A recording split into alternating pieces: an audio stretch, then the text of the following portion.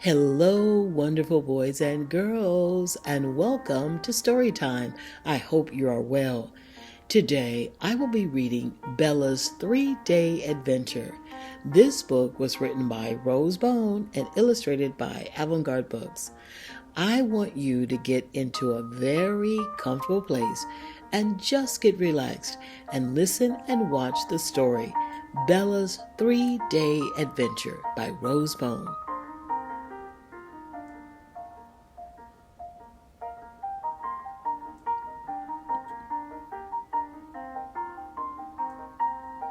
Dedication. To God be the glory for my wonderful children, Tasha and Krista, and my awesome grandchildren, Tony and William. Much love always, Rose Bone.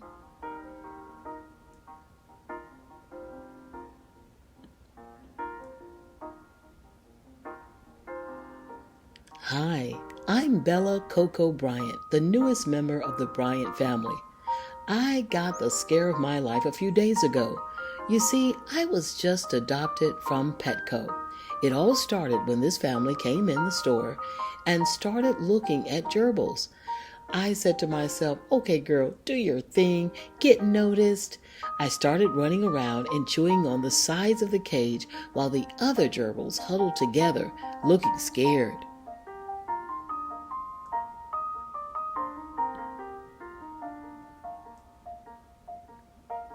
I listened carefully and quickly found out who everyone was.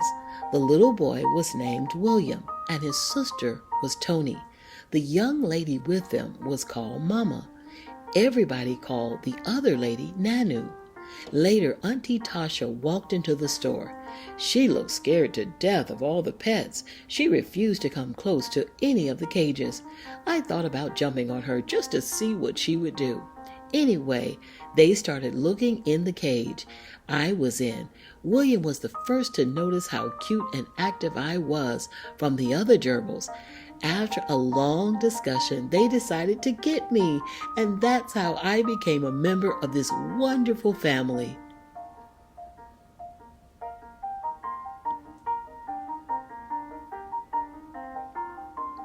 A few nights ago, I heard a conversation between Mama and Tony.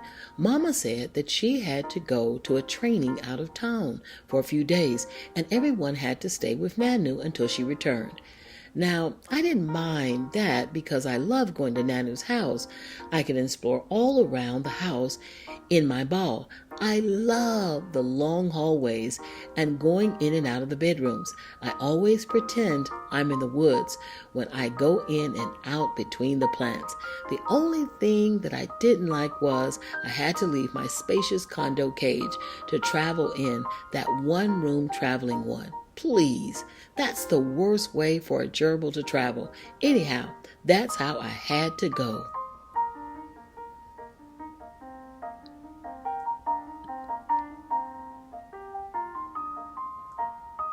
When we got settled at Nanu's house, they took me out of that small cage and put me in my wonderful ball so I could exercise my legs.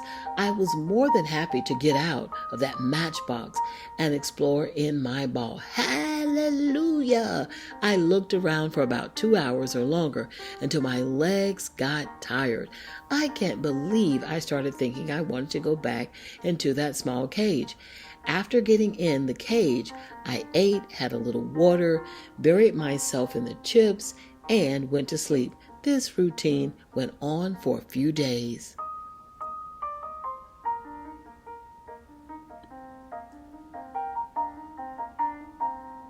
One day, Tony didn't quite put the top on the cage very tight and left just enough space for me to squeeze out. Wow, yippee! I was outside the cage without the ball. This should be fun. Let the adventures begin. There were so many different things to sniff and taste. I hopped down from the fireplace and started my adventure. Which way should I go? Right? left, it doesn't matter. Either way was going to be an adventure. I was so happy to be exploring without my ball. I didn't have to work so hard moving. My first stop was to check out the puzzle that Tony had been working on and give it a little sniff. After checking all the corners and all Williams's toys under the bed, I moved down the hallway.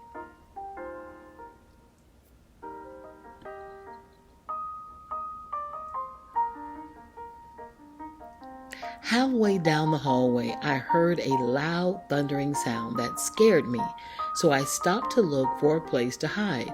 I saw the closet and thought I would be safe there, but it was too crowded in there, and I felt trapped. I had to leave. Where would I go?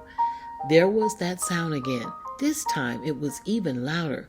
What was I to do? I wanted my cage, soft chips, and some food. I also wanted my Tony and William. Will anyone find me? After I calmed down, I didn't hear that sound anymore, so I started making my way to the kitchen. I was sure someone will see me. I began to feel weak because I hadn't eaten or had water for a long time. I began to wonder if anyone would find me. What could I do?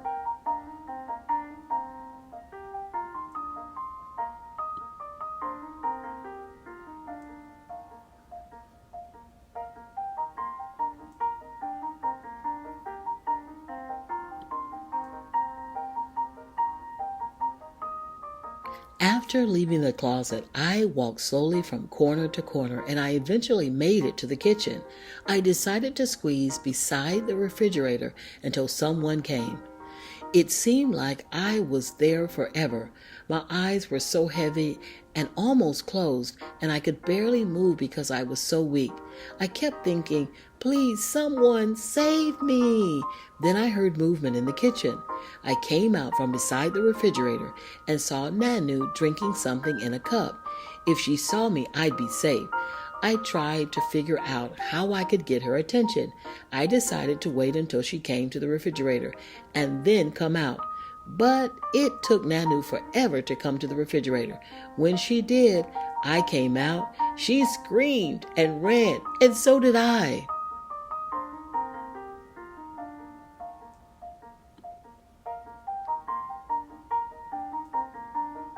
After getting over the scare, she came back and I came out. I couldn't move fast because I was so weak. She caught me and put me in my ball. I haven't been so happy to see someone in all my life. She put me in my cage. I was so glad to be home. I was clinging to the sides for dear life. My chips smelled so good. I finally had food and water again. I was in heaven. It was good to be home. Trust me, I won't be leaving for any more adventures soon.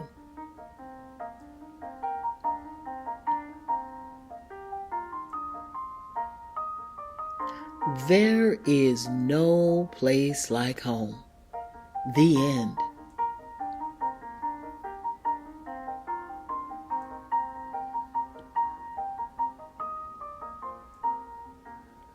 Retired educator Rose Bone was born in Vicksburg, Mississippi.